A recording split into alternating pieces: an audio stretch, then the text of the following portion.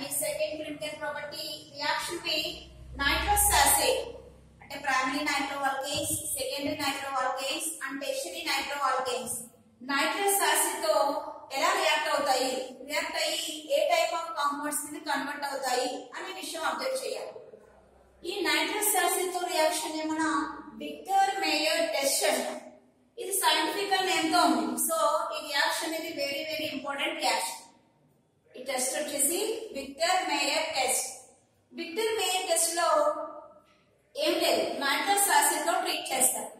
Different types of nitroalkanes ని తీసుకుని దాన్ని నైట్రస్ యాసిడ్ తో ట్రీట్ చేయాలి. నైట్రస్ యాసిడ్ అంటే ఫార్ములా HNO2, దాన్ని మనం నైట్రస్ యాసిడ్ అంటాం. సో వన్ బై వన్ చూద్దాం. అంటే ప్రైమరీ నైట్రోఆల్కేన్ నైట్రస్ యాసిడ్ తో ఎలా రియాక్ట్ అవుతుంది, సెకండరీ నైట్రోఆల్కేన్ నైట్రస్ యాసిడ్ తో ఎలా రియాక్ట్ అవుతుంది, అలాగే టెర్షియరీ నైట్రోఆల్కేన్ నైట్రస్ యాసిడ్ తో ఎలా రియాక్ట్ అవుతుంది అనే విషయం అబ్జర్వ్ చేద్దాం. సో నేను ప్రైమరీ నైట్రోఆల్కేన్ తీసుకున్నాను, ప్రైమరీ నైట్రోఆల్కేన్. సో ప్రైమరీ అంటే ఆల్రెడీ మనకు తెలుసు, NO2 గ్రూప్ అటాచ్ అయ్యి కార్బన్ ఉండాలి, కార్బన్ అటాచ్ అయ్యి 1 కార్బన్ ఉండాలి. సో ఇక్కడ అలానే ఉంది. So this is primary nitroalkane. దీన్ని నైట్రస్ యాసిడ్ తో ట్రీట్ చేయాలి. నైట్రస్ యాసిడ్ అంటే HNO2. ఫర్ ది కన్వీనియన్స్ మన వీటి కోసం మనకి మైగ్రేషన్స్ ఎలా జరుగుతున్నాయో క్లియర్ గా క్లారిటీగా జరగడం కోసం దీన్ని ఇలా రాసాం. OH and double bond O రెండు కలిపిస్తాం అనుకోండి HNO2. Okay, for the convenience మన వీటి కోసం అలా రాసుకున్నాం. ఏవి ఎలిమినేట్ అవుతున్నాయి అనే విషయం తెలుసుకోవడం కోసం అలా రాసాం. సో ఈ నైట్రస్ యాసిడ్ తో ప్రైమరీ నైట్రోఆల్కేన్ మనం ట్రీట్ చేయగానే మనకి జరిగేది నైట్రస్ యాసిడ్ నుంచి OH మైనస్ వస్తుంది. ఇది OH మైనస్ కి వచ్చేస్తుంది. ఇంకా ప్రైమరీ నైట్రోఆల్కేన్ నుంచి H ప్లస్ కింద బయటకు వచ్చింది. ఈ H ప్లస్ ఈ OH మైనస్ రెండు కలిసి వాటర్ కింద ఎలిమినేట్ అయిపోయినాయి. అంటే మైనస్ H2O. ఇంకా మనకి వచ్చే కాంపౌండ్ జాగ్రత్తగా అబ్జర్వ్ చేస్తే RCH NO2. అవి ఏమి చేంజ్ అవ్వలేదు. So RCH NO2. ఇంకా H ప్లస్ వెళ్ళిపోయింది. ఇక్కడ నుంచి H ప్లస్ వెళ్ళిపోతే ఈ కార్బన్ దగ్గర మైనస్ చార్జ్ ఉంటుంది. ఇక్కడ మనకి OH మైనస్ వెళ్ళిపోయింది. OH మైనస్ వెళ్ళిపోతే ఈ NO కి ప్లస్ ఉంటుంది. సో ప్లస్ ఈ ప్లస్ దగ్గరికి ఈ మైనస్ యాడ్ అంటే మనకు వచ్చే కాంపౌండ్ లో C కి అటాచ్ అయ్యే N double bond O. Okay, compound RCH NO2 N double bond O. ఇలా ఒక కాంపౌండ్ వచ్చింది. ఇప్పుడు నేను ఇక్కడ సమ్ మైగ్రేషన్స్ పాసిబుల్ అవుతున్నాయి, అవి చేసుకుంటున్నాను. ఇక్కడ నుంచి C కి H కి బిట్వీన్ లో ఉండే బాండ్ ఫస్ట్ బ్రేక్ చేసేస్తాను. బ్రేక్ చేస్తే H ప్లస్ కింద బయటకు వెళ్ళిపోతుంది. ఎప్పుడు H ప్లస్ కింద వెళ్ళడానికి ట్రై చేస్తుంది. సమ్ మెకానిజమ్స్ లో రేర్ గా H మైనస్ కింద వెళ్తుంది. మాక్సిమం అన్నింటిలో కూడా H ప్లస్ కింద వెళ్ళడానికి ట్రై చేస్తుంది ప్రోటాన్ కింద. సో ఇక్కడ నుంచి H ప్లస్ బయటకు వెళ్ళిపోయింది. బయటకు వెళ్ళిపోతే కార్బన్ కి నెగిటివ్, ఇక్కడ H కి ప్లస్. నైట్రోజన్ కి ఆక్సిజన్ కి బిట్వీన్ లో ఉండే డబుల్ బాండ్ ని బ్రేక్ చేసేస్తాను. బ్రేక్ చేసేస్తే N కి O కి రెండింటిని మనం అబ్జర్వ్ చేస్తే రెండింటిలోని ఎలక్ట్రాన్ నెగిటివిటీ ఆక్సిజన్ కి ఎక్కువ. అంటే ఎలక్ట్రాన్స్ నైట్రోజన్ దగ్గర ఎలక్ట్రాన్స్ ఆక్సిజన్ దగ్గరకు వచ్చేస్తాయి. అందుకని మైగ్రేషన్ ఇలా చేశాను. ఇలా చేయకూడదు, ఇది రాంగ్. ఎందుకంటే నైట్రోజన్ ఆక్సిజన్ లో ఎలక్ట్రాన్ నెగిటివిటీ ఆక్సిజన్ కి ఎక్కువ. అంటే ఎలక్ట్రాన్స్ దాని దగ్గరికి వచ్చేలాగా మనం మైగ్రేషన్ చేసుకోవాలి. సో ఇలా మైగ్రేషన్ చేశాను. చేస్తే ఇక్కడ ఉన్నటువంటి నైట్రోజన్ కి ప్లస్, ఈ ఆక్సిజన్ కి ఏమో మైనస్. మైనస్ కి ఎవరు కావాలి, ప్లస్ కావాలి. ఆ ప్లస్ H ప్లస్ దగ్గర ఉంది.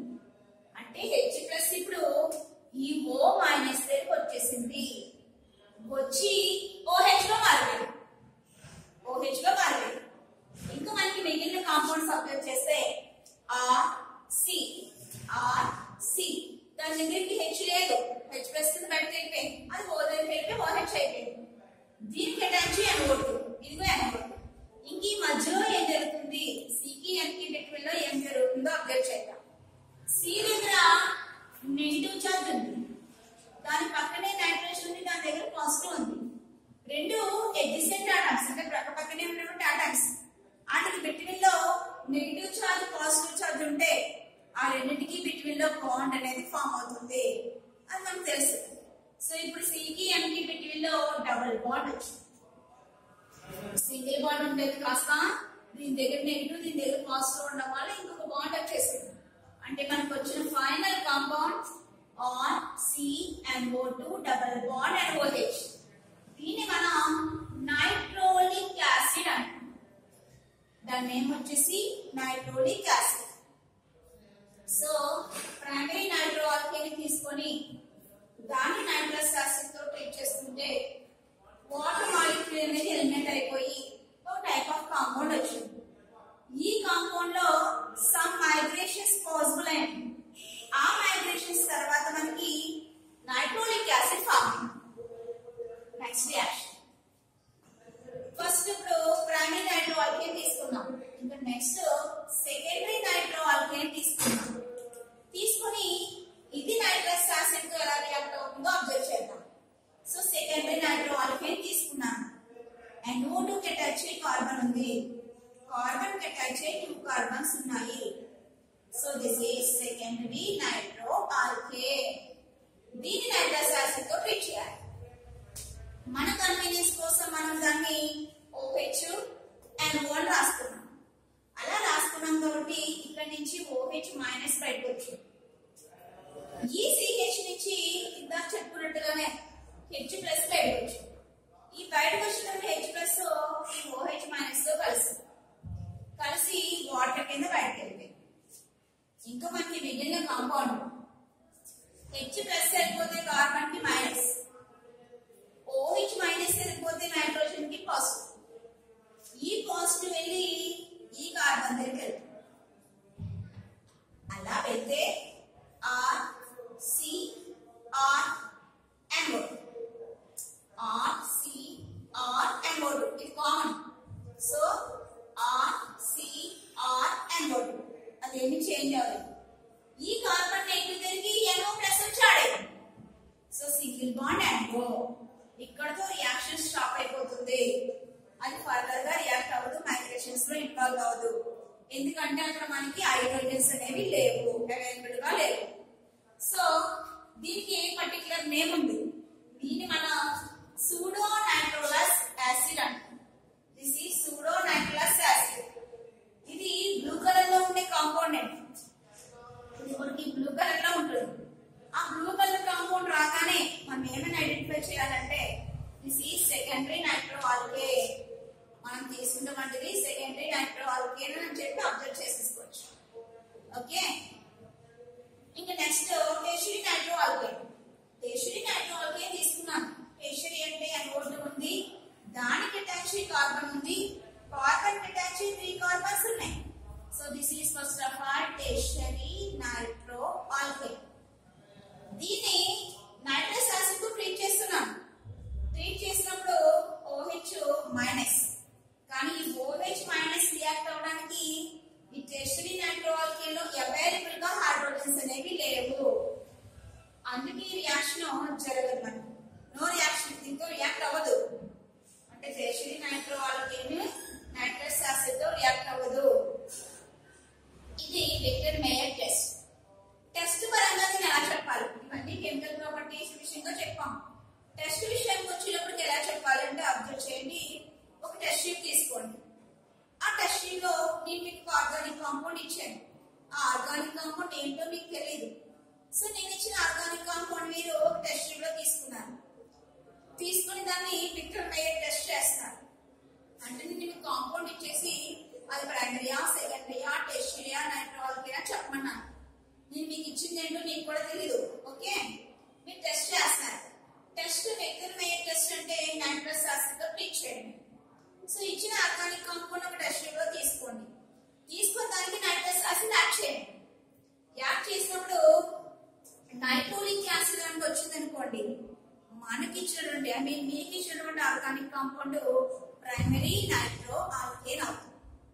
అలా కాదండి, పాపం ఇంకొక స్టూడెంట్ ఏం చేశాడంటే నేను ఇచ్చిన కాంపౌండ్ టెస్ట్ లో తీసుకుని నైట్రస్ యాసిడ్ యాడ్ చేశాడు. యాడ్ చేసినప్పుడు ఇమీడియట్ గా బ్లూ కలర్ సొల్యూషన్ కింద చేంజ్ అయిపోయింది. అలా చేంజ్ అయిపోయింది అనుకోండి, నేను తనకి ఇచ్చింది సెకండరీ నైట్రో ఆల్కేన్ అని చెప్పి నన్ను అప్డేట్ చేస్తాను.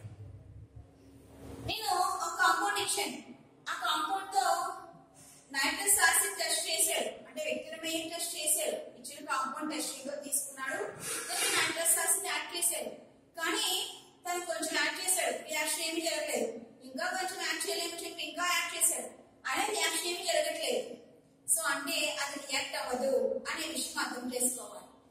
అర్థం చేసుకుని మనకి ఇచ్చినటువంటి కాంపౌండ్ టెర్షియరీ నైట్రో ఆల్కేన్ ఏమో అని చెప్పి ఐడెంటిఫై చేయాలి.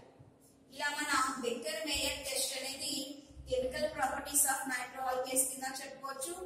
అలాగే